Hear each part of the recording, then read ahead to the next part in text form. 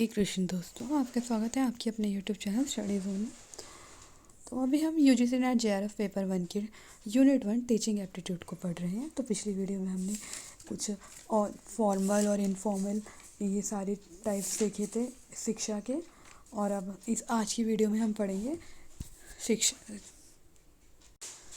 शिक्षण के चरण। तो चलिए इस वीडियो में आगे बढ़ते हैं। शिक्षण के चरण। शिक्षण के 3 चरण होते हैं। पहला पूर्व सक्रिय चरण, जिसको योजना या नियोजन चरण भी कहते हैं। फिर सक्रिय चरण, जिसको क्रियान्वयन या प्रभाव चरण भी कहते हैं। और फिर तीसरा है पोस्ट सक्रिय चरण, जिसको मूल्यांकन चरण कहते हैं। तो पहले हम देखेंगे पूर्व सक्रिय चरण, यानी कि pre active phase of teaching. पूर्व सक्रिय चरण। शिक्षण के पूर्व सक्रिय चरण में शिक्षण की योजना बनाई जाती है, यानी कि शिक्षण की योजना जैसे टीचर डिसाइड पूरी योजना बनाता है ना, किस तरह से वो पढ़ाएगा, क्या कैसे करेगा, कौन सा टॉपिक किस तरह से उसको पढ़ाना है, कौन सी तकनीक यूज़ करनी है। तो ये सारा जो है पूर्व सक्रिय चरण के अंतर्गत होता है। शिक्षण के पूर्व सक्रिय चरण में शिक्षण की योजना बनाई जाती है। इस चरण में वे सभी गतिविधियां शामिल हैं जो एक शिक्षक कक्ष में शिक्षण से पहले या कक्षा कक्ष में प्रवेश करने से पहले करता है। यानी कि जब टीचर क्लासरूम में प्रवेश करने से पहले जो भी योजनाएं बनाता है वो सब शिक्षण के जो पूर्व सक्रिय चरण है उसके अंतर्गत आते हैं। पूर्व सक्रिय चरण में सुझाई गई गतिविधियां हैं, देखते हैं। लक्ष्यों का निर्धारण। लक्ष्यों का निर्धारण यानी कि क्या पढ़ाना है, कितनी देर तक पढ़ाना है, ये सब इसमें आ जाता है। विषय वस्तु के बारे में निर्णय लेना, विषय वस्तु कौन सा टॉपिक पढ़ाना है, ये हो गया। फिर पाठ योजना का निर्माण, विषय सामग्री का निर्धारण करना, ये भी इसके अंतर्गत आता है। क्या पढ़ाना है, कैसे पढ़ाना है और कितने समय में पढ़ाना है, इसका निर्धारण करता है शिक्षक। कक्षा का प्रबंधन, और कक्षा का जो है प्रबंधन वो किस प्रकार से करेगा, ये सारी योजना जो टीचर के द्वारा क्लास में प्रवेश करने से पहले बनाई जाती है वो सब शिक्षण के पूर्व सक्रिय चरण है, यानी कि pre active phase of teaching कहलाते हैं। अब आगे देखते हैं सक्रिय चरण, इंटरएक्टिव फेज ऑफ टीचिंग। ये इसका शिक्षण का दूसरा चरण है, इंटरएक्टिव फेज ऑफ टीचिंग यानी कि सक्रिय चरण। योजना का निष्पादन शामिल है, यानी कि जो अब योजना जो बनाई थी पूर्व सक्रिय चरण में, अब उस योजना को लागू करना हो गया उसका इसके अंतर्गत। योजना का निष्पादन शामिल है जहां छात्रों को उपयुक्त तरीके से सीखने के अनुभव प्रदान किए जाते हैं।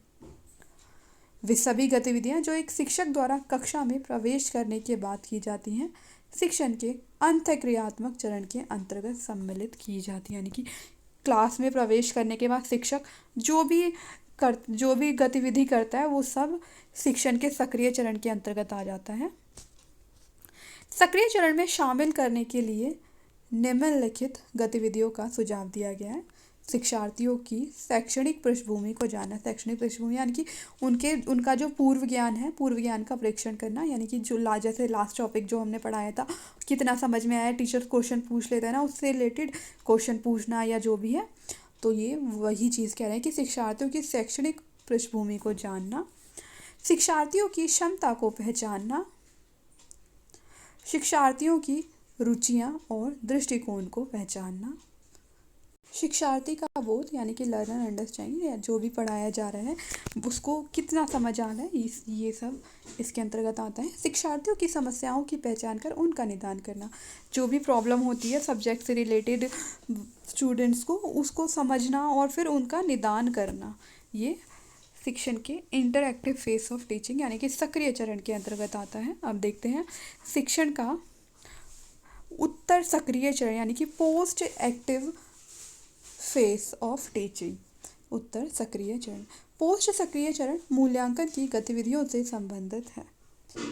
यह परीक्षण या प्रश्नोत्तरी सहित कई तरीकों से किया जा सकता है। यानी कि जो पोस्ट एक्टिव फेस है, उत्तर सक्रिय चरण है, ये मूल्यांकन एक प्रकार से इसके अंतर्गत टीचर जो है मूल्यांकन करता है, और इसमें ये परीक्षण या प्रश्नोत्तरी सहित कई तरीकों से किया जा सकता है। यानी कि जो मूल्यांकन है वो परीक्षण के या प्रश्नोत्तरी सहित वो काफ़ी कई तरीक़ों से किया जाता है, जैसे मौखिक रूप से या ओरली क्वेश्चन पूछ लेते हैं, क्लास चल रही होती है और टीचर उनसे पूछ लेता है, क्वेश्चन पूछ लेता है।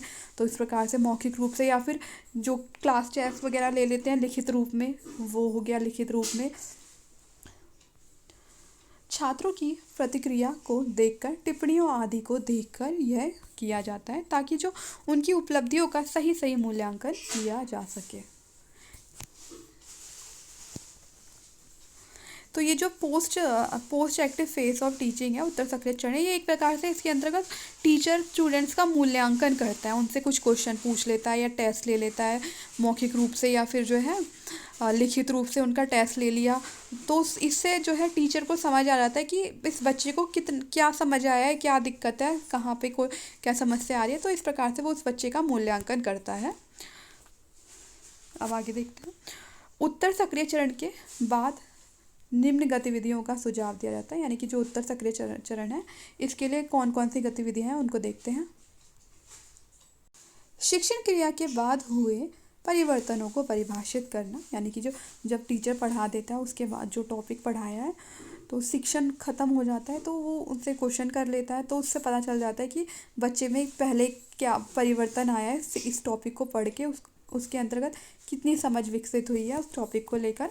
उपयुक्त परीक्षण उपकरणों और तकनीकों का चयन करना, यानी कि कोई टॉपिक है उसको हम किस तरह से पढ़ा सकते हैं, टीचिंग की जो तकनीक्स होती हैं, कौन सी तकनीक के द्वारा पढ़ाया जा सकता है, किस टूल का उपयोग किया जा सकता है, किस उपकरण का उपयोग किया जा सकता है, ये सब इस सब का चरण होता है इसमें। परिणामों के आधार पर रणनीतियों को बदलना, जो टीचर की जो स्ट्रेटजीज होती हैं उनको स्टूडेंट्स के जो परिणाम होते हैं उसके अनुसार बदलना। तो ये टॉपिक यहाँ पे ख़त्म करते हैं। अगली वीडियो में हम शिक्षण के मॉडल पढ़ेंगे, पेडागोगी, एंड्रोगोगी और हीटागोगी मॉडल्स को हम अगली वीडियो में पढ़ेंगे। तब तक के लिए लाइक करें, शेयर करें और हमारे चैनल को सब्सक्राइब करें। Thanks for watching.